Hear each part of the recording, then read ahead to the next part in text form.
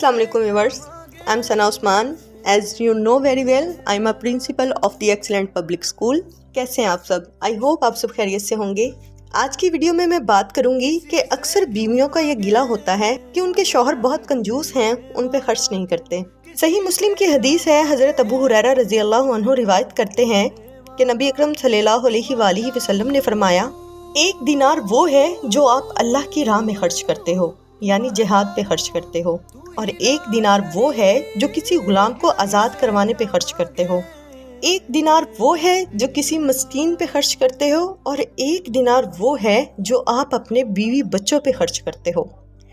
अल्लाह के नज़दीक सबसे ज़्यादा अजर उस दिनार का है जो आप अपने बीवी बच्चों पे खर्च करते हो। कितना अच्छा सदका है, यानी एक ही सदका से अल्लाह का गुस्सा भी ख़त्म और बीवी का गुस्सा भी ख़त्म।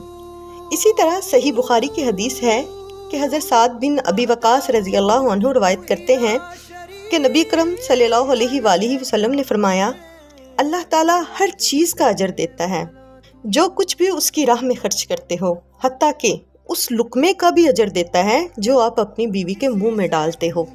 इसलिए कंजूसी ना किया करें, अपने बीवी बच्चों पे खर्च किया करें, क्योंकि इससे बेहतर और कोई सदका नहीं है।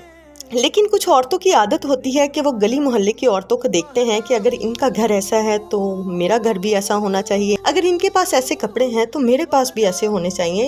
ये बहुत गलत बात है। अक्सर औरतों की ये आदत होती है कि वो दूसरी औरतों को कॉपी करती हैं। इस तरह वो लड़ाई झगड़ा करती हैं और अपने घर का सुकून बर्बाद कर लेती हैं। ये बहुत गलत बात है। हमेशा अपनी ख्वाहिशात को अपनी जेब तक महदूद रखें। दूसरों को इम्प्रेस करने के चक्कर में अपने घर को ख़राब ना करें। याद रखें, घर घर वालों से होता है।